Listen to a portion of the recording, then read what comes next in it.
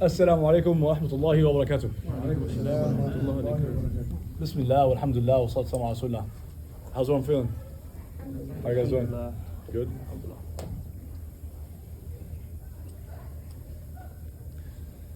Many of you have heard this if you follow me on social media, at least the first part of the speech. I've repeated it a number of times in different cities, but this is how I want to start. Some big picture, some framing, some context. We'll get into like finer details, and then inshallah we'll have Q&A as well. And of course the topic is about Palestine. It's been 500 plus years of colonization and post-colonialism. It's been 400 plus years of slavery and post-slavery. 500 years is long enough, 400 years is long enough. Colonization wasn't just tanks in the streets and bombs overhead. That's the easy part. You don't need a khutbah or a talk or a lecture. You don't need a sheikh or an imam or a scholar to tell you that those dropping bombs on you, those who are invading your country, they don't like you. They don't love you, they're your enemies. You don't need that. That's the easy part. Colonization is also what movies are shown on the big screen. What laws are created, who makes those laws, and who's forced to follow them. What books are taught in school, you and your kids have to study and read. It's also what content creators get the algorithm boost, and so on and so forth. All of that is part of colonization and post-colonialism, slavery and post-slavery. It's about hearts and minds, and they want your very souls. But we are free and full citizens of the American Empire. And they can't enslave us because we're already enslaved. We're slaves of Allah. We choose willingly to enslave ourselves to our Creator. What's going on in Palestine isn't a conflict. A conflict is two kids arguing on the playground. That's a conflict. It's also not a war, because since October 8th, almost 0 Israeli citizens have died or been murdered, or been killed, versus 10, 11,000 people from Gaza, from Palestine, 4,000 or 5,000 being kids. It's not a war. It's attempted genocide. And although the Israelis act like they're the victims, what victim has access, instant access to air, water, land, electricity?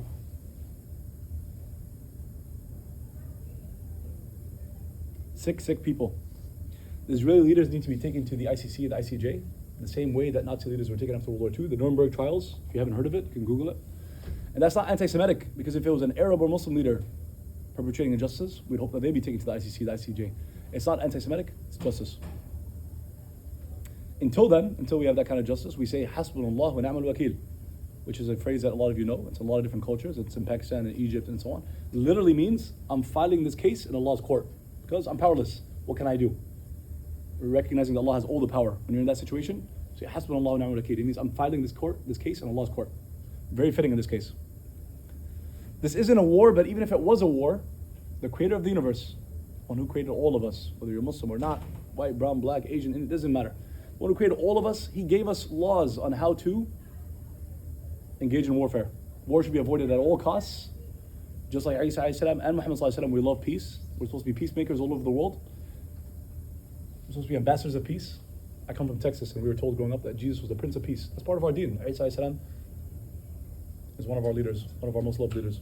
So we love peace, but at times when it's necessary, and Allah says in the Quran to the companions, you hate war, but at times you have to fight it. Or you need to fight right now, but I know you hate it. But when necessary and when it's a last resort and we're engaged in war, God tells us the rules of and the laws of war. It includes not killing innocent civilians, not killing a rabbi or a priest or a preacher or a monk, not just imams and scholars. So these are people of other faiths, and our deen tells us that you can't kill them. You can't cut down trees, let alone drop bombs on entire cities like Hiroshima and Nagasaki. It's modern warfare. This modern world, what they need is age-old solutions. What they need is divine guidance. It can never be post-divine guidance. It can never be too progressive or too modern for divine guidance. Clearly the modern world is lacking and needs this. And there's 24 other rules or other laws of war. If you're interested in this topic, I encourage you to Google it. Laws of war. Don't kill yourself. Don't destroy trees. Don't kill innocent civilians. Don't kill a monk or priest or rabbi or preacher. The modern world needs this. Instead of having discussions on these topics, colonization, post-colonialism, the laws of war, etc., this type of morality, instead, what are we doing? The world is telling victims how they can or can't respond. I wouldn't do that. Stop telling the victims how they can or can't respond. Imagine telling enslaved African Americans how they can or can't respond to being whipped in the fields all day under the sun in front of their families. And it was just a few generations ago, by the way. I have teachers of mine, middle age, not even the elderly imams and teachers that I have. Some of those middle-aged teachers I have that are African American, this is back in Houston, they told me and told our classmates that when they were kids, they remember their grandparents and great-grandparents telling them stories of slavery and post-slavery. It's not that long ago. We act like it's been forever ago. It's not. Some people get uncomfortable with these topics, like we're post-racism and post-slavery. Not really. Slavery has different forms. Imagine telling indigenous people how they can or can't resist the ongoing genocide against their people. I remember speaking to one of my teachers who's a professor, a PhD in Native American Studies, or was a professor. He's a PhD in Native American Studies, and he's indigenous himself from the Texas area, his tribe. And I was like, man, unbelievable. There were nations here from coast to coast across America. He said, Abdullah, not nations. I said there were tribes here coast to coast, entire tribes that they slaughtered. He said, they're not nations. They were not, I apologize, guys. I said tribes, and he said nations. Person, family, clan, tribe, nation. He said, Abdullah, there were entire nations here, coast to coast. Slaughtered entire nations. Allah created hellfire for a reason. And it's an ongoing genocide against their people. Imagine telling them how to resist. My question to you, if you're telling these people how they can or can't respond, is who are you and what are you doing with your life? And on what moral authority do you stand on? We dumped, and I know you guys know this, we're in Boston. We dumped Britain's tea in the harbor because what? What was the slogan? There was a number of slogans at that time. What was the slogan? No taxation without representation. And then we said, tyranny, tyranny, tyranny. We dumped Britain's tea in the harbor and declared our independence. Our forefathers, our founding fathers, our founding fathers, they're not my forefathers, but our founding fathers as a nation, they were considered terrorists by the British Empire. Think about it, they killed the king's men. They killed British soldiers. They went up against the British Empire. If they had been caught, they won the war. If they had lost, if they had been caught, they would have been hanged if they were lucky. But it could have been worse. They were seen as terrorists. And in school, we learn about the American independence and American revolution, our revolution. And we study the French Revolution. Someone picks up a rifle and says liberty. I don't know how to say it in French, the French accent or with, in French. I know some Spanish, I don't know any French. They say liberty. And the whole world's supposed to encourage them and promote it and celebrate. And we also study the Bolshevik and, the Russian Revolution, other revolutions around the world. If someone is brown or black, if someone's Arab or Indian, if someone's Muslim and so on, and they want their freedom and they want their independence, it's not seen as the same way. That's an injustice. On what moral authority do you stand on? We have the Quran and Sunnah. What do you have? You want to tell us what's right and what's wrong, what's true and what's false, what's moral, what's immoral, objectively, that everyone should follow you and everyone should agree and everyone should see it the same way. But on what moral authority do you stand on? Telling other people around the world how they can or can't fight for their independence, that's not democracy. That's hypocrisy. That's quoting Malcolm X. May Allah have mercy on him. One of the most, if not the most vocal person of the 20th century. One of the foremost leaders of the 20th century. And a lot of people don't know this. I'm sure you guys do, but a lot of people don't know this. He visited Gaza in 1964. And he recognized and he observed and he commented on the twin evils of European colonialism and American dollarism. That's 1964. And he's from the streets of Harlem and Detroit and Boston and Chicago. He went to Gaza in 1964. I'm Palestinian. I've never been to Palestine. But may Allah have mercy on him and those who taught him and those he inspired.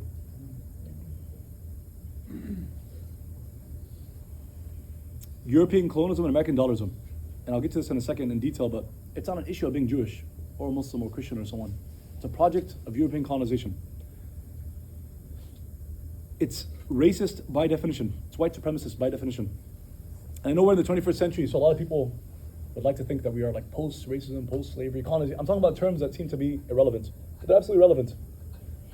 The 20th century had bombs and tanks and planes, occupations, invasions, genocide, holocausts, apartheid.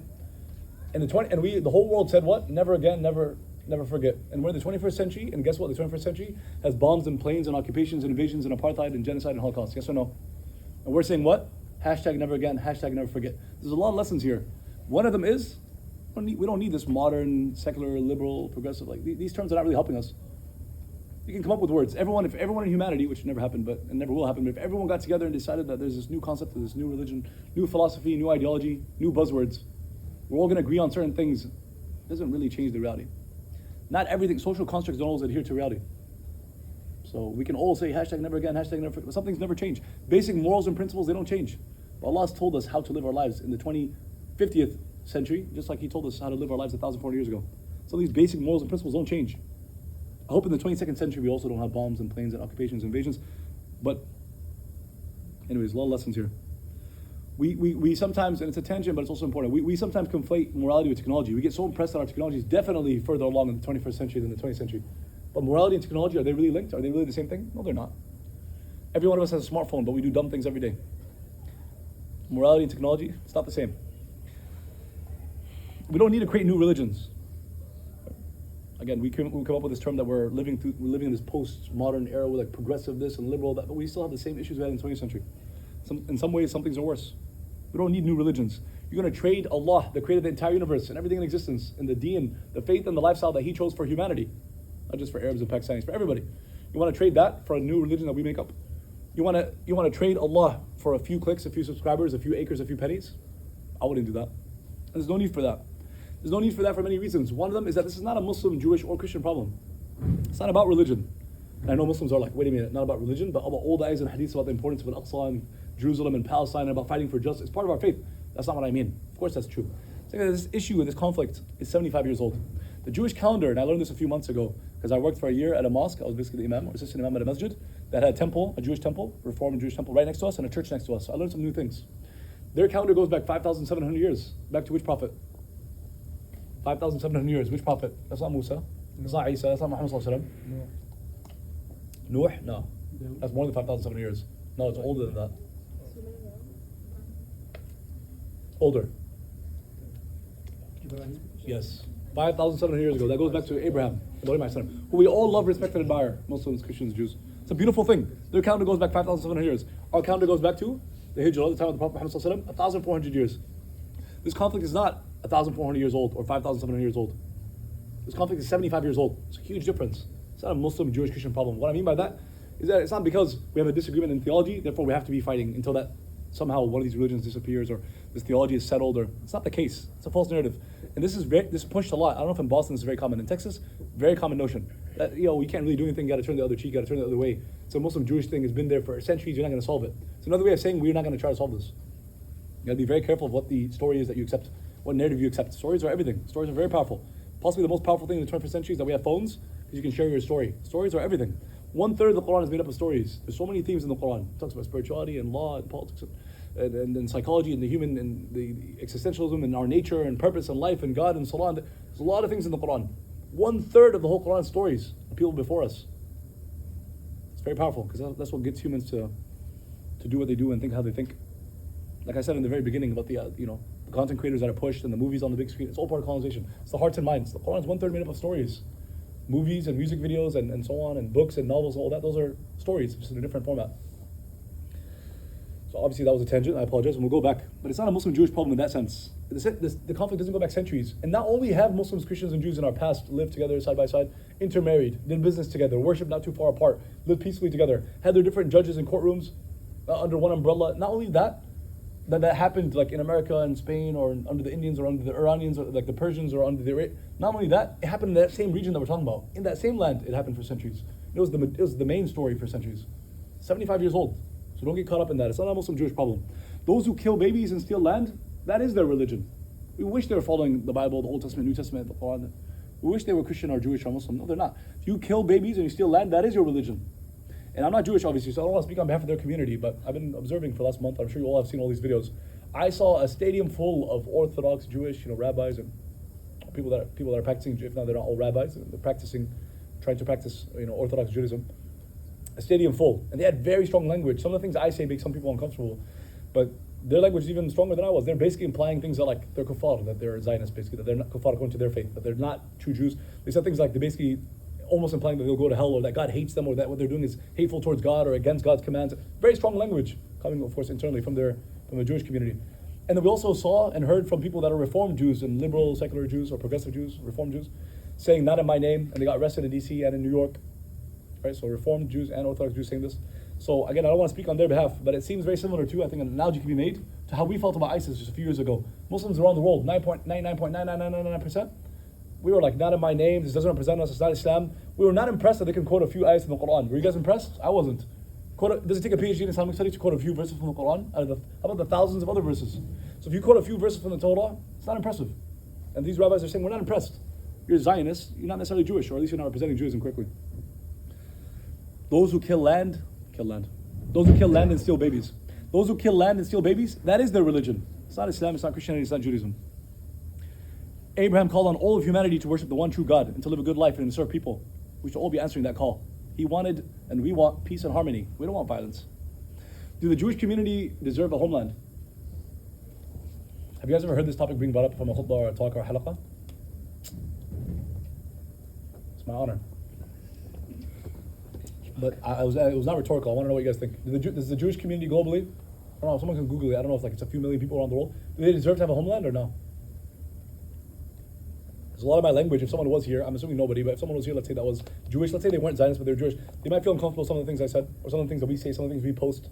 They might feel attacked by it. I would understand it. What do you guys think? Does the Jewish community globally deserve a homeland, or we're saying nah, they don't deserve a homeland? What do you guys think? I've heard that they themselves don't believe, or like. That's not my question, bro. With all due respect, that's not what I meant. I didn't mean like that. I'll tell you what I meant. No, but it's cool. Let me tell you what I meant. The Italians have Italy, the French have France, and the Germans have Germany. How does the global Jewish community not deserve to have at least one, if not multiple, homelands? What we're saying is that the Palestinians also deserve a homeland, just like the Indians have India and the Chinese have China. Make sense? I know what you're referring to, and I was referring to when I talked about like the Orthodox Jews saying that this you're Zionist, you're not following Judaism. The way they did it, but every group of people deserve a homeland. The Jewish community globally deserve one, if not multiple, states around the world that are theirs, and with full autonomy and full sovereignty and have access to air, water, land, etc. But the way you're doing it and the way it's ongoing, and what they're doing to the Palestinians is what's unacceptable. We're not anti-Semitic, God. Are we like this way referring to Judaism as if it's like a race? Shouldn't it be? It's like, not an ethnicity. No, it should be like a religion here in the U.S. But is it either or? You have an ethnicity and you have a religion. You can't have either. Yeah, but if you want to be like, I'm Palestinian and I'm Muslim, but there are Palestinians that are Christian. So Yeah, ethnicity and religion are not the same thing. yeah, exactly. But you can be Jewish by ethnicity and religion, and you can be ethnically Jewish but convert. Did you guys know that from the companions, some of them were Jewish? Did you know that one of the head rabbis, is it the head rabbi of Medina or one of the rabbis of Medina became Muslim? Abdullah ibn Salam. But one of the rabbis of Medina became Muslim and followed the Prophet. Interesting story. You can Google it. So he stopped being Jewish. Did he become Arab? Like, did he become Meccan, Medina? Like, did he become? But he's still Arab. Well, because he spoke Arabic. Because they're in Medina for centuries, so they spoke exactly. Arabic. But how about but the Quraysh and the other tribes of Arabia, and then the Jewish tribes? There's two separate ethnicities. They're not the same people. Yeah. If you live in the same country, right now we live in America, but the Indians and the Chinese in America, they're still Indian American, Chinese American. They're still both like two different races or ethnicities. So the Jews in Medina and the Arabs in Medina, and everyone know you're Aus, you're Khazraj, you're remind me of the names of the Jewish tribes. Banu Qurayza, they're not the same. But not to get into this too much, but you can be Jewish by ethnicity, switch into a different religion. Or how about this? Some of the most famous Jews in the world today, they don't like ascribe, and I hope I'm not misquoting them or misinterpreting it, but they don't seem to be following Judaism as a religion, and they seem to be more like secular liberal in their religion or worldview, but they're still Jewish. Noam Chomsky, Bernie Sanders. I don't know. I don't want to speak on their behalf or like label them in a way that they wouldn't accept it, but it doesn't seem like it's two different things. He's still ethnically Jewish and still speaking as a Jewish person and as a U.S. citizen, but they're not like. Are they going to like? Do they go to So you're saying synagogue every Saturday? Bernie Sanders refers himself as if he's Jewish and he's not American. I didn't say that, bro. Yeah, I'm saying Jewish American, but I'm saying, but in terms of their religion and their worldview, they're secular liberal. Noam Chomsky and Bernie Sanders are secular liberal. Why are we like taking religion and race as the same thing? No, we're doing the opposite. I'm telling you, they're not the same thing. You can have they're two different things. That's my point. Okay, so we agree with them. Yeah. But you can be Jewish in your ethnicity and Jewish in religion, and you could be one and not the other. So that's all I'm saying. But anyways, yeah, they deserve. I'm saying they deserve a homeland like everyone else deserves a homeland, but so do the Palestinians. Is my point. Yes. You want peace for Palestine? If you want peace for Palestine or peace for the Middle East, you need to know this basic formula. I believe I said this, and I think a lot of you here, maybe some of you weren't here. We said this a couple of days ago. There's no peace without justice, and there's no justice without truth. That's why focusing on truth, that's why khutbahs and halaqat and durus and posting online, and all that is super important. Spreading the correct narrative and the correct story and the truth and the facts and the history and the statistics on some of these topics is very important. Because if you really want peace, you can't establish that without justice. Think about like you want to tell someone to like just forget about what's going on and forgive someone who attacked you and forget someone, but without going to court first. Like someone was, God forbid, like a woman was raped by somebody, or a man was stolen by another guy came in, like punched you, stole your stuff, and ran off. And like you want to take it to court, but someone's like, oh, you can't take it to court. Like just forgive them. Some people can, but a lot of people wouldn't be able to. They wouldn't be able to like live at peace. It's not fair. They want to see justice first. And when you go to the courtroom, you can't really find out like exactly what happened, or you wouldn't be able to bring about justice until you've established exactly the facts of what happened. So truth leads to justice, leads to peace. Anyone have a question on that? That makes sense. We don't want war, we don't want violence, we love peace. We are followers of Muhammad and Isa alayhi salam, the Prince of Peace. And remember, I come from a Texas audience, right? Sometimes, Boston, this might not necessarily be a powerful point, man. Texas is a big deal. We refer to him as the Messiah, as the Messiah, the chosen one by God. He went out into the world as an ambassador of peace, and we believe that's part of our faith. But at times, and Malcolm X put it very well, he said, be peaceful, loving, and obey the law, and be good to everybody. Someone puts their hands on you, what do? Come on, guys. You fight back. You fight back? What was his words? Yeah, that's basically what he said. What was his words? Be peaceful, loving, obey follow the law, and be good to everybody. Which a lot of people will be surprised that that first half was from Malcolm X, but he said that. Obey the law, and be good to people, everything. A lot of people at times he was characterized as being like a violent, hateful person, which he was not. Every picture you see of him, he's smiling. Almost every picture. But someone puts their hands on you, you do what? Send them to the cemetery. Send them to the cemetery. Sounds really bad, but it's self-defense. And again, the French have the right to do that, and the Italians have the right to do that, and white Americans have the right to do that. Black Americans and Latino Americans and Palestinians, everyone has the right to do that. All right, that was part one of my talk. I have another part.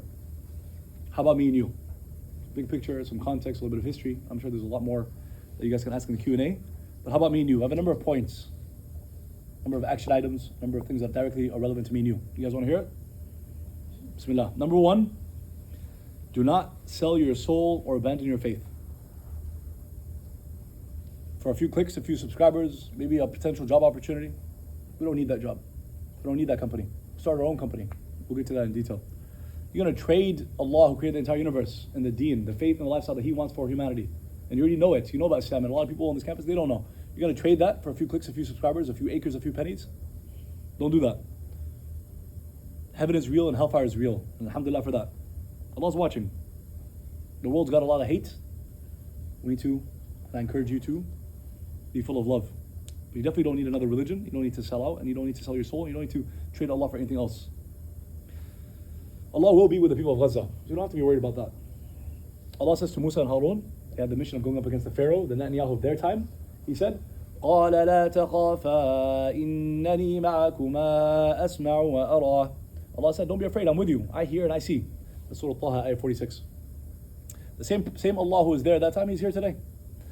The same one who saved Moses and the Israelites from the Pharaoh, from the Netanyahu of their time. And they had Egypt at their back, and they had a superior army coming after them, and they had the river in front. The sea, same Allah is there. And He will, inshallah, save the followers of Abraham, Moses, Jesus, and Muhammad in Gaza today. Say Ameen. We're asking Allah for a true miracle in our times. He's more than capable. And then, of course, those who are martyred and have been martyred, because if Allah was to change the situation today, we've already lost thousands. And only Allah knows, but it could be thousands or millions more. For them, Allah says in many different ways in the Quran, بَلْ أَحْيَاءٌ وَلَكِنْ لَا تَشْعُرُونَ وَلَكِنْ لَا تَشْعُرُونَ. They are alive, but you don't feel it. That's Surah Al-Baqarah, ayah 154. For the martyrs, they're actually alive. They don't really die. بَلْ أَحْيَاءٌ عِنْدَ رَبِّهِمْ يُرْزَقُونَ. They're alive, and Allah is taking care of them, rewarding them, nourishing them. That's Ali Imran 169. So that's point number one, spiritual. Right. I have like 10, 15 other points. What do you guys think? Too much? You guys want to hear them all? We're going to benefit, inshallah. We're going to try to apply at least one of these 15. Number two, stay focused. And the focus is on family. Don't fall for the rat race, the hamster wheel, running after the material nonsense, because it's endless, but your life does have an end. It's directly relevant. Who can tell me how this is directly relevant to Palestine and Kashmir and the Rohingya and Uyghur and obviously Palestine, and I'm Palestinian and we're talking about it right now. It's not the only cause we care about. It's possibly not even the worst issue in the world today. Maybe this last month in Gaza about Palestine, the last 75 years. From what I've heard, the details of what I heard about the Uyghur Muslims in internment camps, it seems to be even worse. But Allah, it doesn't matter which is worse, but there's definitely issues all around the world. We care about all of them. But how are all these causes and issues in the indigenous struggle and the black struggle and the homelessness in Boston and Houston and all these things that we care about, how is it directly relevant to not running after the hamster wheel, focusing on family, not being obsessed with your career? How's that? Can someone tie them?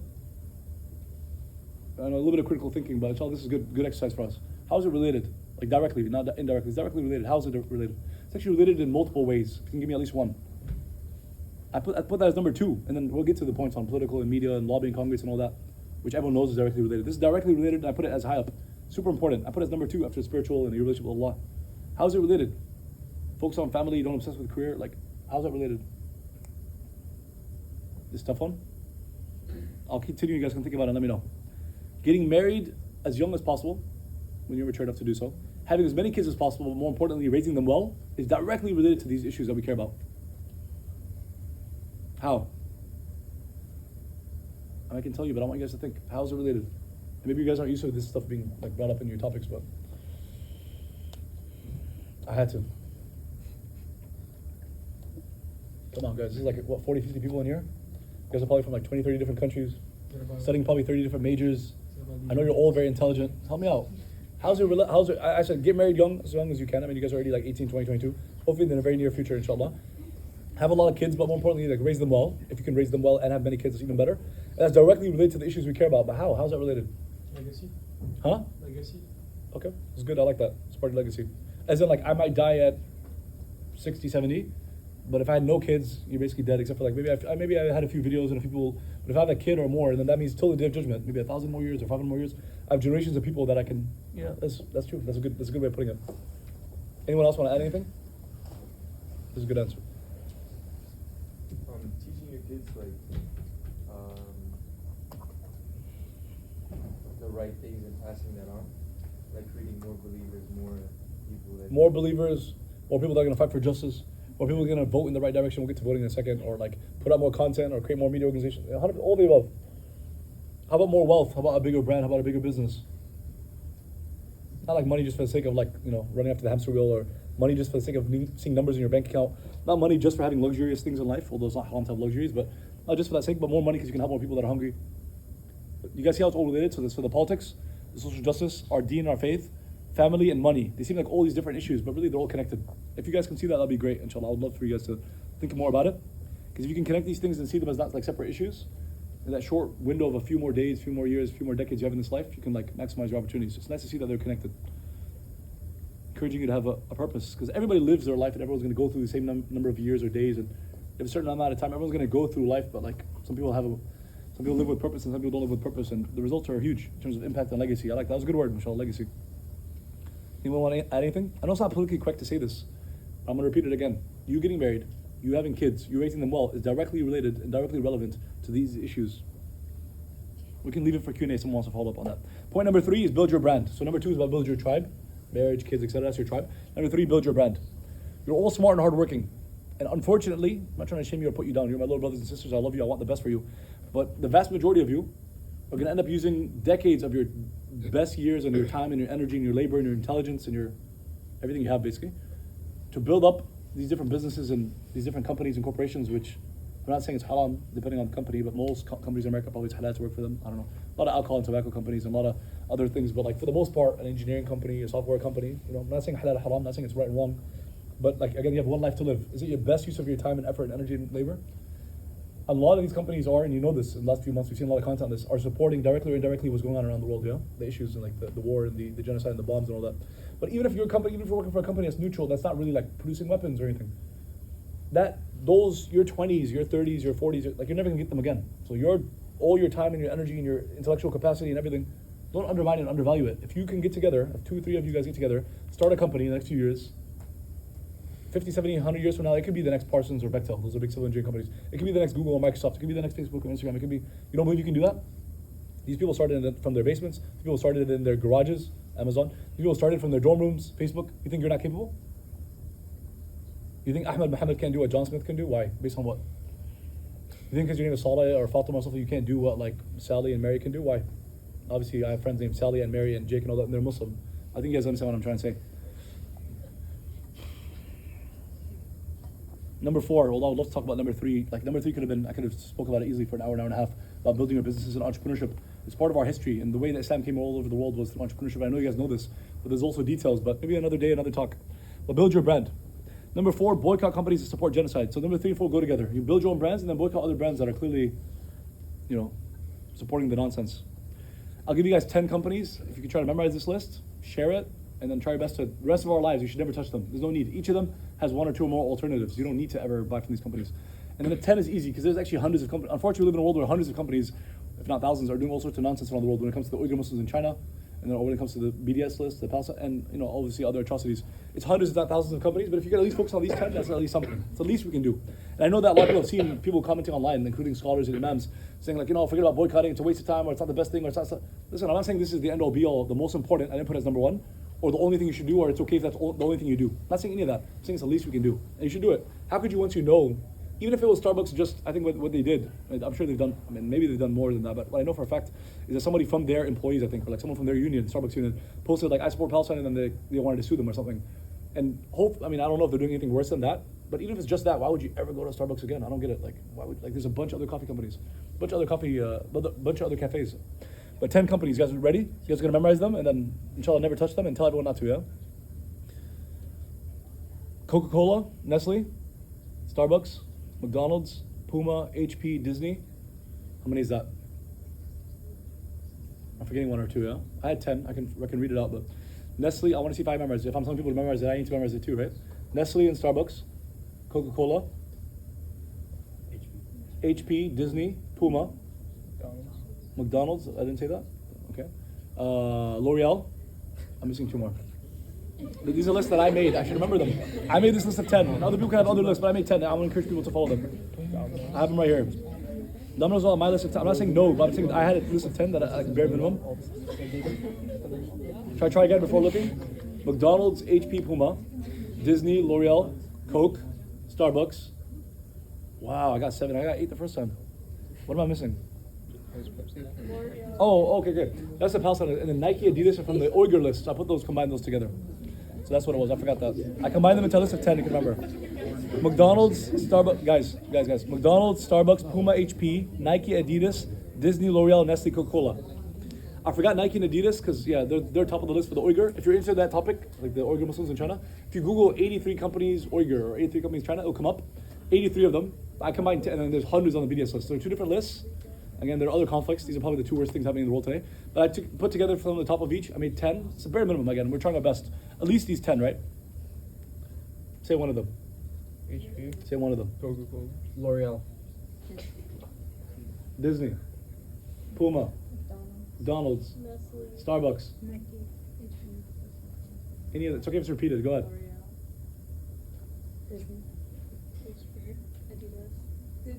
Nike.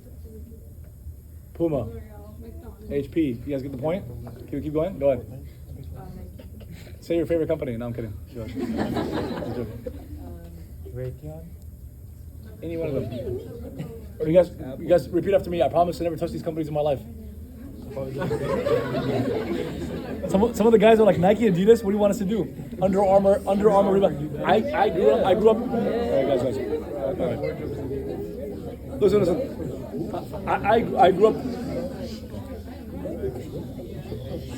I kind of asked. I mean, it's my fault. I grew up playing a bunch of different sports in school, alhamdulillah, and so my closet was like half Nike, half Adidas. In the last few years, I challenged myself, and I haven't like bought anything new from Nike or Adidas, and I have some stuff that I've been using for years, but I never bought anything new. And I switched. I'm gonna be 100% honest with you guys. Yeah?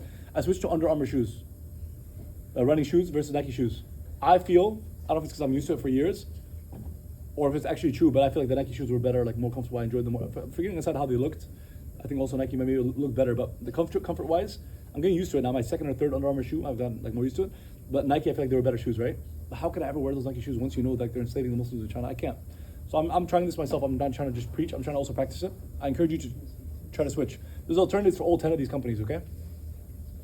And remember, it was 3 and 4 were tied together. We're trying to build our own brands and we're cutting them off. It's both. If you're just cutting them off and just sitting at home, build your own brands. We have our own clothing companies. Where's the box? You guys see this box? It's a Muslim. Raise your hand. Raise your hand. He's starting his own brand. Yeah. It's a Muslim swimwear. Is that, how would you call it? What do you guys call it? Yeah. Is that accurate? I don't speak for you, but that's one product. I think they have other products. Is this the only product right now? Yeah, just for brothers. Yeah, it's for brothers right now. They got swim shorts and a past knee, etc. But one day, guys, now we're being serious, guys. One day though, he might have in one of the big malls of Boston or Austin or Houston, maybe the Galleria Mall in Houston, which people come from all over Canada, US, Drake and Beyonce, they all go shop at the Galleria. I've had Muslims I know that have a shop there. One day he might have a shop there where there's 100 different products and they're like top and people come from all over the world to buy them. But he started with one product at 20 years old, 21 years old. 19. He's a great 19 years old. I'm so proud of him, inshallah. And he gave it to me for free, so I'm giving him a shout out in the video and then I'm giving him a shout out on my stories, inshallah. That's the least I can do. But I'm very proud of you, that's awesome. And I've actually, and I love to have shorts that I don't like wearing shorts below the knee. So this is beautiful. Okay. Just one great example. Online, you'll find a lot of Muslim restaurants, and in person, like in Boston and Houston, and then it's growing on Instagram. A lot of Muslim restaurants, a lot of Muslim clothing brands. No offense, it's not the only one, right? I want to encourage you, but it's great at 19. But I want to encourage you guys, in our lifetimes, I want to see our own hotels, our own airlines, our own universities, our own hospitals, small projects or big projects. Is that easy? You think it's easy for Muslims to come together, build an airline or a hotel, an airline, an airport, a university, a hospital? But Muslims are 1% of America, guys. Muslims are 1% of America. We're 10% of the doctors. And I know there's a couple clinics in Houston, a couple clinics around America, but like hospitals, if I went around and you guys remembered what hospital you grew up in or were born in, there's a good chance a lot of them were St. Mark, St. John, St. Luke, etc. Catholic. Anything wrong with that? Nothing wrong with that. I probably also grew up in a Catholic one. I don't remember the name. But this is in Texas. It's very possible that as a Christian, okay? But why do you guys think that they can't one day be Muhammad or Adi or Fatima or Sarah or Khadija, etc. hospitals? I don't know why that's funny, but anyways. You guys get it?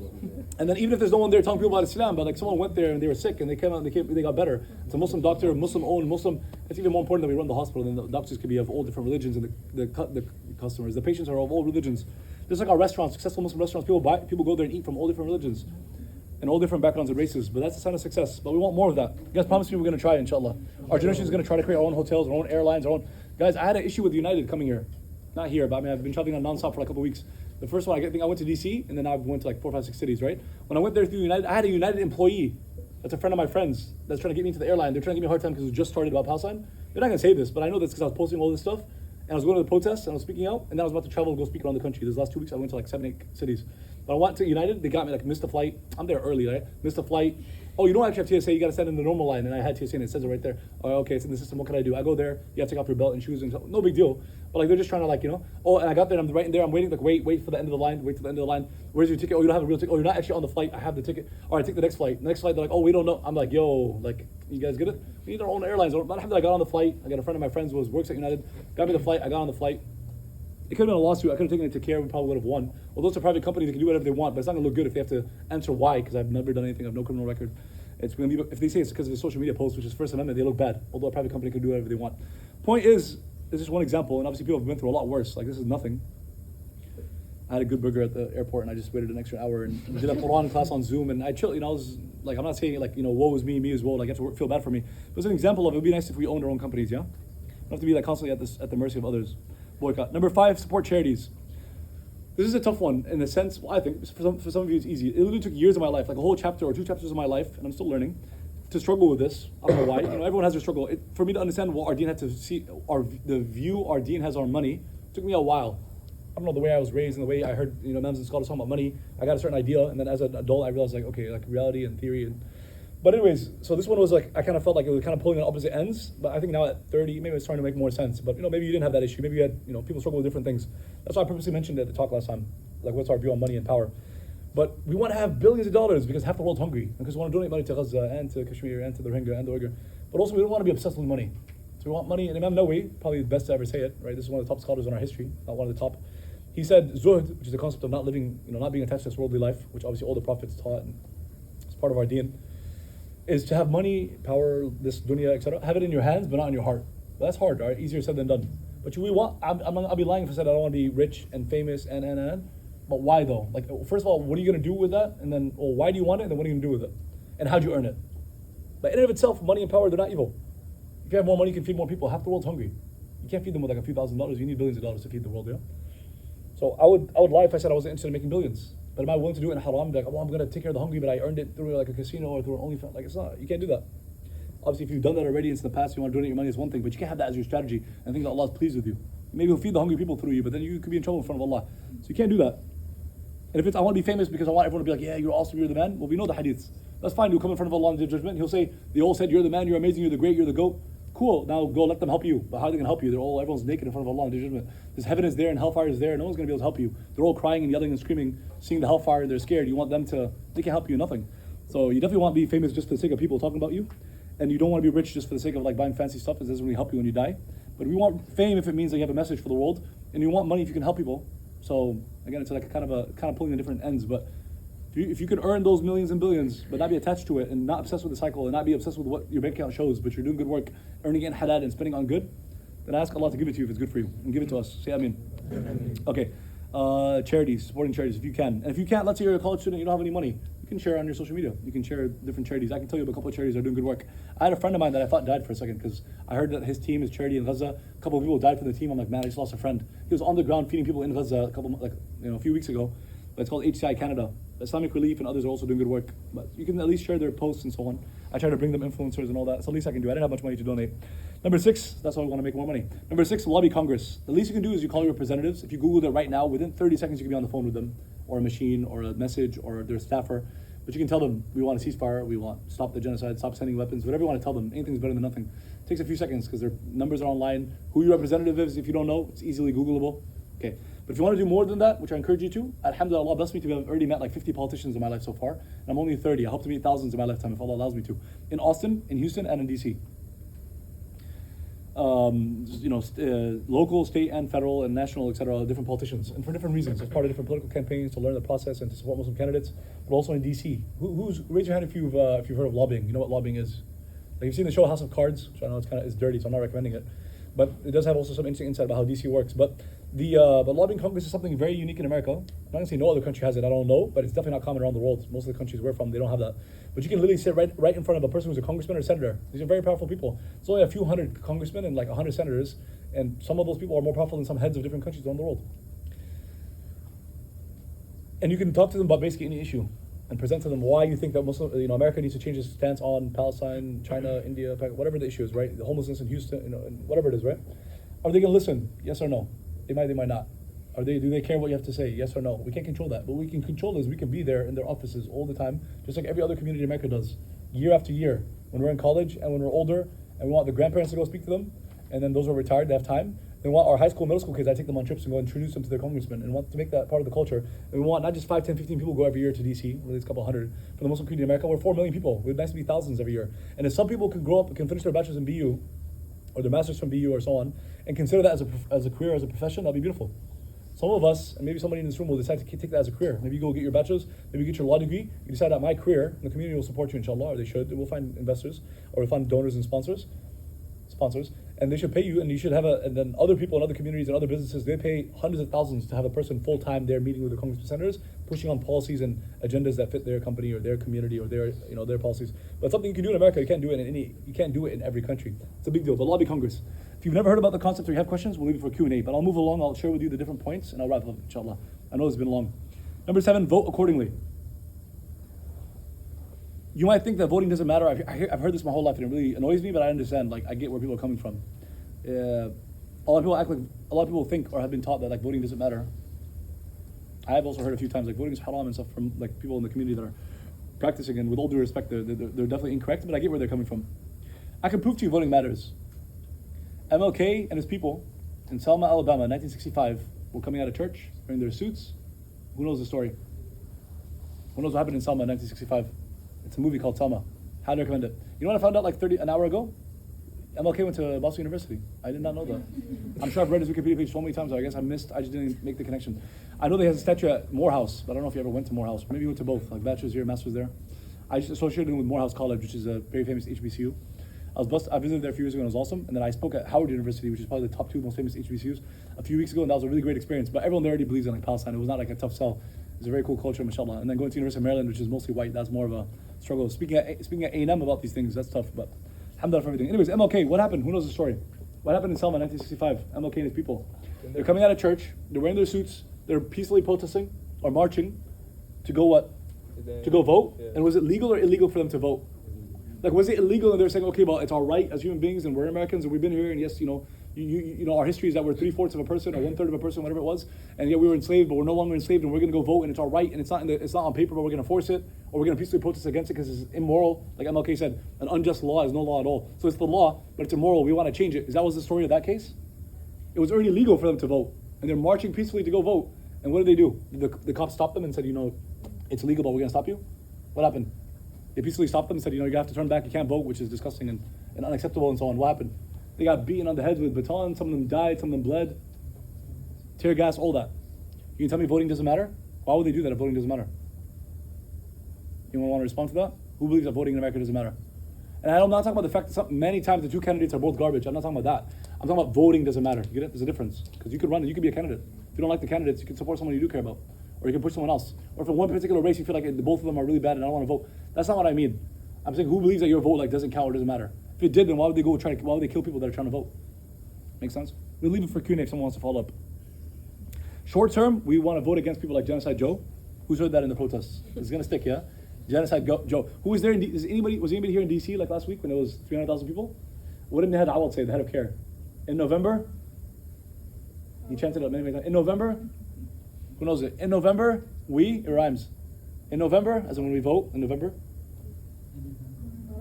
Who said it? In November, we remember. Like, when November comes in how many more, like almost a year from now, it's next year, in November, like voting, 22. A lot of people are going to forget about Gaza. In November, we're going to vote out Genocide Joe, inshallah. And anyone else that supported it. And if it's both sides, then guess what we need? That's a short term, we vote against these people as much as we can. Mid-range goals, we want to produce some of you guys to be candidates. If you're born and raised here, even if you weren't, you can run for Congress, you can't run for president, but if you're an American citizen, even if it's not you, there's got to be one person from each MSA in the country that has the potential to publicly speak and be, you definitely can be better than all these other candidates. Most of the candidates we have are not the best that America has to produce. I think a lot of people would agree with that.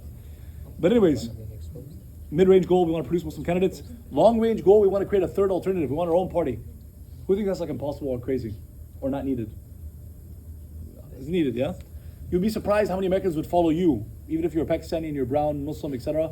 You're an African American or African sister. I don't know why that's funny. Why is that funny?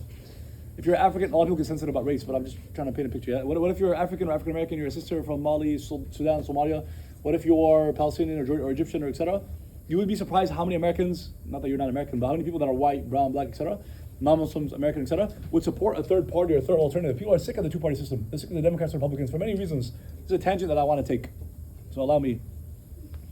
At the very top, there's so many reasons, but at the very top, the Democrats and Republicans, they're not that different. At the very top, no matter how much they hate each other, talk bad about each other in media companies and campaigns and policies and how many billions of dollars to talk bad about each other and to basically fight against each other. In America, fighting is through courtrooms and through legal battles and through money and so on. Right? It used to be the Wild West, you pull out your gun and then they switched into the courtroom. That's the idea behind law. For those who want to go to law school, the idea is that we fight, we put on our suits, that's our armor, we go fight, and we take each other's money by winning the cases, versus, and then you live to fight another day, versus, if you lose the battle with guns, you die. So, alhamdulillah for that. But so we want people to stand up to this. We want people to rise to the occasion. We want people in America and all citizens, etc., to get into law and politics and media and all that. But anyways, yeah, at the very, very top, the Democrats and Republicans, they're not that different. As much as they hate each other, talk bad about each other, they're not that different. I'll tell you why. And I don't mean to keep saying white people, like as if some of my best friends are white, and there's plenty of white Muslims, and there's white non-Muslims that I'm friends with, etc.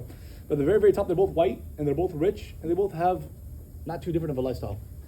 It's not our lifestyle. It's not our faith. It's not our deen. And they don't necessarily care about everyone else. What did Michael Jackson say? What did Michael Jackson say? They don't really care about us. At the very top, they're rich white people. They don't necessarily care about us. I'm just saying it as it is, yeah? One side, though, there's some differences. On one side, anything I say that you guys disagree with, we're about to go into Q&A in a couple minutes and definitely respond, but we can debate, discuss all that. And if you have something that I haven't thought about, I'd love for you to share it. I'm not the expert on any of these topics. I'm almost done. On one side, they're making money off of creating wars and then like selling weapons and like private prisons and all that. On the other side, they're promoting more drugs in society and pornography and promiscuity and etc. and OnlyFans and all that. Both of them sell alcohol. It's not that different. They're both partying. They're both, makes sense? They're not that different. They're both producing, whether directly or indirectly, voluntarily, like willfully or out of ignorance, purposefully or not. That's between them and Allah. They're producing and promoting a society that's weaker, more loneliness, more anxiety, more depression, more single people, more single mothers, more childless fathers, more orphans, more wrongfully incarcerated, more families ripped apart. Do I have to keep going on, or you guys get the point? They have us weaker, less hope, less positivity, more death. Both sides. America needs Islam. The rich need it and the poor need it. White, brown, black, everybody needs it. Democrats and Republicans both need it. Immigrant and indigenous, they both need it. Men and women both need it. It's constant battling of which gender, men versus women, on all sorts of different issues, like in pop culture and in social media and all the reality TV shows and all the competitions and all the what are they called, like on TV when you're watching, like they're battling for like money or a prize. What is it called? Like game shows and all that. It's always like this fun, cute kind of like guy versus girl, men versus women and stuff. But in the family and so on, men versus women, like if a husband and wife are at war, or if like a family has like, or an MSA or any organization or masjid has men and women at war, who wins? Who wins that war? No. Both lose. Kids lose, women lose, and men lose. The women are thinking, we kind of win every single time. But you know what I meant? It's actually true. All my life, every time it was like a trivia thing where it's like guys versus girls, it's a healthy competition. It's not, obviously not what I'm talking about. The girls always win. But obviously that's not what I'm referring to. I'm not talking about a healthy competition of trivia, guys versus girls. I'm talking about the fact that like men and women, we've grown up in a system, in a schooling system, and in terms of what we've seen in terms of music videos and movies and shows and social media content, and all the gurus on social media and TikTok telling you how to be happy in a relationship. A lot of the relationship advice basically implies that you're like at war with each other. That like if a girl wins in a relationship, then the guy's losing, or the guy has to win, like has to defeat the girl to win, or has to beat or take advantage of the other person. That kind of war, that gender war and so on, everyone's losing. No one's winning. If you see it like that, you're already losing. That's already the wrong framing. Don't enter in a relationship with somebody that feels like they have to, when they win, you're losing, and if you lose, they're winning. You're losing from the get-go. Don't do that. We need Islam. America needs Islam. So make your will to Allah, and the relationships get better. The closer you want the relationships to be closer to each other, the closer you are to Allah, the closer you are to closer you are to each other. I'm sure you've seen that diagram on social media. Number 8, post online as much as possible. It does matter. I can prove to you that it matters. Who's ever sometimes wondered, like, we're all posting online, like, probably gonna get kicked out of school and lose their jobs, and no one even, does it even matter? And they're slashing. My Instagram stories went from like 700 something like a month ago to now it's like 100, 125. It's a major, luckily my income and so on in my life, my rent, etc. is not dependent on that on Instagram, which a lot of people it is. Some of my Muslim friends, it's dependent. If it was, that's criminal. You're stealing people's money and livelihood. So yeah, but the question is, we're going through all that. Does it actually matter? I can prove to you guys it matters that you're posting on social media. When 300,000 people came to DC, on CNN and Fox and etc., were they telling people to go to the protest? On mainstream news, were they telling us to go to protest about Palestine in DC like last week? 300,000 people were there. There's only 200,000 Palestinians in America. If every Palestinian in America, which obviously they didn't, they all went to DC, there's still 100,000 more. MLK, I Have a Dream speech, they had 250,000 people. There's 300,000 in DC last week. How'd they know about it? And they were, half of them probably, I mean, I looked at the crowd, probably like half of them were like white, like liberal, etc. A lot of Jewish people, a lot of white, and then indigenous people, African American, Asian, etc. Basically a lot of non-Muslim groups, and of course Muslims of every, Pakistani, Indian, Egyptian, Palestinian, Moroccan, Algerian, everything, right? It was super diverse. Question is, where did they know about the protest? I didn't live in DC. How did I hear about it? We learned about social media, so social media does matter. Number 9, submit. If you're someone who can write really well, because you might be someone who's like, Abdullah, you travel and you're talking about speaking and talking to Congress and speaking to the news, you're going to protest. That's not my personality. It is my personality. Some of you are thinking that's not my personality. That's okay. But you can write really well, and you don't want no one to know your name, and you don't want no one to see your face, and you cannot stand up in front of a group of 3, let alone 50, and you'd be very nervous to give a speech in front of Boston University and going to protest and having the megaphone. That scares you. That's okay. You might decide that's something you want to train and get better at, but you might decide it's not for you. But what if you can write really well? MuslimMatters.org. Who's heard of it? MuslimMatters.org. I'm part of that team. It's one of maybe top 5 Muslim blogs around the world. They got good viewership, like 200,000 views a month. It's not bad.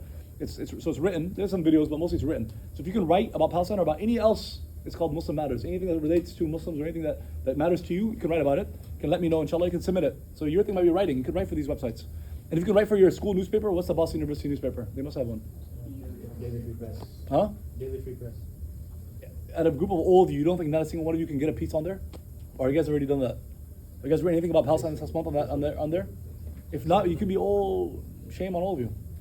One of you does it, it's cool, but no one does it, then shame on all of you. Is that fair? Is it that hard? If they came out with a statement, no Muslim can write for our paper ever, and none of you gets on there, that's like, okay, it's not your fault, you tried. But it's probably not. I think if a bunch of you tried, I think one of you, they'll probably accept it. Try your best. If not, one of you you should have at least one person that's Muslim on the team. But at least now there's a month, Gaza's been going on for a month, and maybe none of you guys are on that team. At least try to submit something. Talk to classmates, colleagues, neighbors, professors, teachers. Talking to people matters. We proved it. Join protests to get. We talked about this on like 2 days ago, so I don't want to go into detail. There's a purpose behind protests. Yes, it's purposeful. Yes, it can be purposeful and it can be meaningful. It can be important. It can be Islamic, but of course it can be. People are there committing sins. That's fair. But there's definitely a reason for it. And if you're going for that reason, inshallah, it's beneficial. We talked about this, so I won't go into it unless someone asks at Q&A. But protests, the main purpose is to get mainstream media's attention. You're posting on social media for a counter narrative. You're trying to get their mainstream media because people around the country are still on TV, 6 p.m. watching the news, and you want them to see it, Google it, what's going on in Palestine. You're changing lives. You're literally saving lives. Don't let people tell you it's useless. Stop making excuses for why you're going to do less. We need people to do more, not less. Agreed? We need people to do more. The shaitan gives you 100 reasons not to do. Ask yourself why, yeah?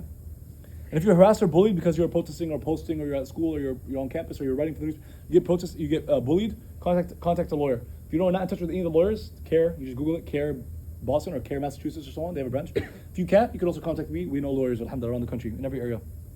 It's your First Amendment right, it's your God-given right, and it's one of the many beautiful aspects of our Constitution. Possibly the greatest secular document, as in not religious, not like Quran, Bible, etc. Probably the greatest secular document ever written is the U.S. Constitution. It's beautiful, and a lot of it was actually inspired from Muslim civilization, Muslim history, from the Quran and Sunnah, but that's a topic for another day. It's a beautiful topic. We can talk about it another day. It'd be very nice actually to have that talk in Boston. Probably maybe someone like Sherman Jackson or Jonathan Brown could give it. I could give it, but they're more qualified. Don't let anyone make you feel like you're un-American or that because of your religious or political views, you're unpatriotic. They accused Muhammad Ali of being unpatriotic and un-American, and his response was, what did he say? They said, you're un-American, because he didn't want to go to Vietnam and fight with the war machine. He didn't support the American government in their war. So they said, you're un-American. You can see the logic. You're not supporting the American government, therefore un-American. It's a scare tactic, it's a bully tactic, it's nonsense, it's illogical, but what did he say? A lot of us would say, no, I am American, no, I love it, no, we want peace. He didn't do that. It's a weak response. He didn't do that. His response was strong. He said, you're un-American. He said, he didn't say, no, I am American, more American than you. He didn't even say it like that. He didn't say, no, I am. And he didn't say, no, I am just American, or I can do whatever I want. What did he say? They said, you're not American. And he said, it's a famous quote, he said, I am America. The part you won't recognize, get used to me. My name, my religion, my voice, my own, my agenda. And I would add, as us, as like immigrants or the children of immigrants, I was born in here, but my parents were immigrant, and we ain't going nowhere. He said, I am America. I'm the part you won't recognize. Get used to me. Black, confident, cocky, my name, not yours, my religion, not yours, my goals, my own, get used to me. We ain't going nowhere. I love it.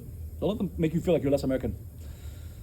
And you can't be more American than Muhammad Ali, and you can't be more Muslim than Muhammad Ali. So people make you feel like also there's a contradiction between the two. Like you have to choose between one of them. Nonsense. Kind of went back and forth a little bit about this. You're Palestinian or Pakistani or Egyptian or Moroccan, and American and Muslim, and no contradiction. Your ethnicity or race or background or family origin, and then like what your citizenship, your country, your etc., your religion, like there's no contradiction between them whatsoever. Christianity and Judaism both started in the East, not in the West. And they both flourished to an extent in the West. Islam started in the East or in the West? So give me the logic or the reasoning or the rationale or the evidence behind believing that Islam cannot flourish in the West or in America. This whole Islam versus the West thing, which I keep seeing online, I actually don't like it. I get what they mean, like West and Islam, like two different cultures.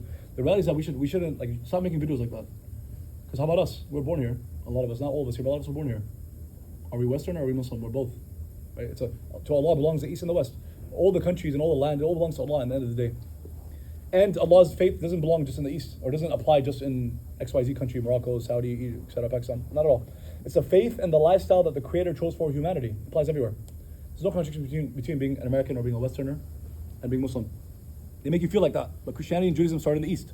They flourished in the West. Islam has and will continue to flourish in the West, although it started in the East. Nothing wrong with that. Make sense? Although a lot of the protests, and me and him had a back and forth about this just a couple of days ago, me and Ustad Harun. He's a great resource, mashallah. You guys should be asking me questions on a daily basis. We talked about this a little bit, but a lot of the protests now, they've been kind of like, they're led by, and their messaging is very Karl Marxist, secular, liberal, socialist, like basically left-leaning, like American, Western-wise, like political left in their worldview. But that doesn't mean that protesting in and of itself is of any worldview, of any religion. Someone can protest from a Christian lens, someone can protest from a secular liberal lens, someone can protest from an Islamic lens. In and of itself is not like a religious thing or tied to one ideology.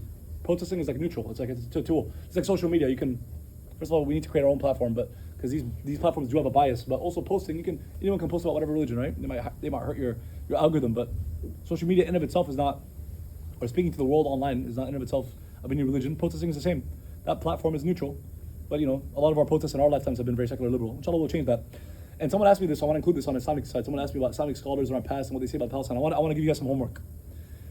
I'm sure you guys have heard these names: Imam Abu Hanifa, Imam Malik, Imam Ahmad, Imam Shafi'i. I should have said them in order. So it's Imam Abu Hanifa, Imam Malik, Imam Shafi'i, Imam Ahmad. Is that correct?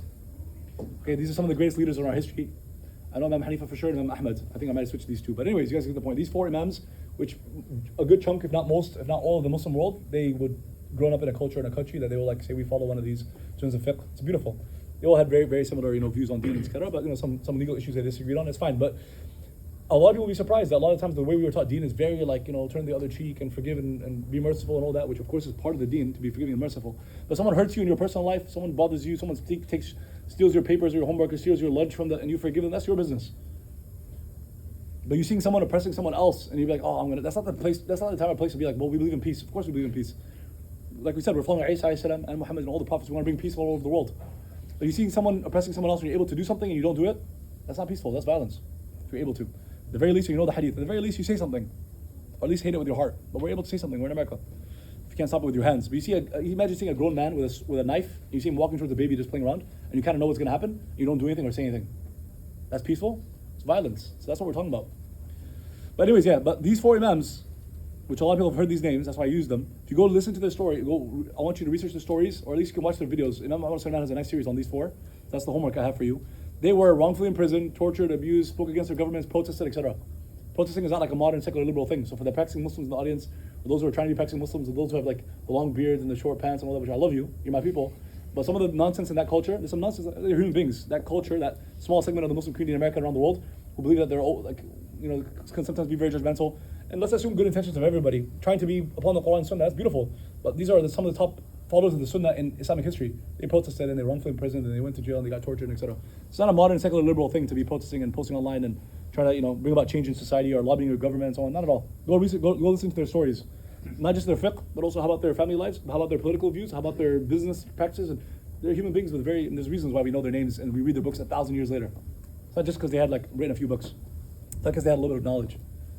They're way more than that. They're giants for a reason. But go read them, and from the social justice lens, So I encourage you to Google it. Imam Umar Sulaiman, the 4 Imams, it'll come up. In conclusion, we want to be independent in our thinking, independent in our decision making, independent in our reasoning. We want independent businesses, independent brands, not just restaurants and clothing brands, but we also want to be independent and have our own universities and hospitals and airlines and so on and so forth. Independent tribes, independent brands, and these companies and these brands, these organizations will reflect our values. So in and of itself, it's a message for the world that we are Muslims for humanity. We're here for everyone else. Just because others are torturing, abusing us, and talking bad about us, doesn't mean that if we get any power, inshallah we will, money and power and success, we're going to use that to hurt anyone else. That's not, like we said about Umar al-Khattab, they're not our teachers. They torture and abuse our prisoners, so we want to torture and abuse our prisoners. That's, those who haven't heard of Umar al-Khattab. He's leading the resistance against the Italians in Libya about 100 years ago, 1911. He said, they're torturing our prisoners, why don't we torture their prisoners? They're not our teachers. We don't learn morality from them. When we have money, fame, and status, and we're born and raised in America, and you run for something one day, or you have your own business and you're making millions, you have the example of people that are way more successful, but you don't need to follow those who are abusing their power. But we have a message in our brands, in our organizations, in our media companies, etc. We have an intrinsic message, which is that we are here for humanity. Finally, find a mentor, because there's a shortcut to all this. We give so much advice and so much, how to be successful, but the shortcut to success is that you have a mentor, a teacher, a coach, or someone that can help you, because you don't need to make all the mistakes yourself. It's not intelligent. You don't need to make all the mistakes yourself. You're in your 20s, you're in your teens, even if you're in your 30s, you should have mentors that are in their 40s, 50s, 60s, 70s. It's a shortcut to success. And lastly, don't let them change you.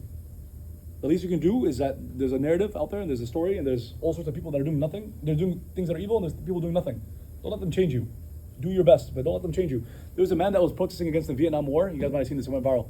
There's a guy, this is decades ago. He was protesting against the Vietnam War by standing in front of the White House once a week or something, or every day. He would stand there with a lighter or something. So and there's usually a bunch of people that are standing ladders. The news comes. What do you guys think? Well, we need to stop fighting in Vietnam, and this is the U.S. government is wrong about this. He goes to stand with the lighter. This guy was there consistently, every Friday after Jummah. He's not Muslim, but it was imagine every Friday after Jummah, you go in front of the White House and you protest. You have a sign. You're holding a sign, or you had a lighter. But one time he was there, and no one else was there because it was raining. And you're also hundreds of feet from the White House, right? It's not like they can see you through the window and stuff. It's like a street, and then everyone was at home, and it's raining, and no one stood with him. So he has an umbrella, and he still has that lighter. And there's a security guard for the White House. He comes, he's like, "Yo, dude, you can go home." And I see you every day. It's cool, but no one. You're not gonna change anybody. There's nobody here. You're out here. He's like, "I'm not here to change anybody. I'm here so they don't change me." I love that. Never stop speaking the truth and fighting for justice by any and all Islamic means necessary. Jazakallah khairan.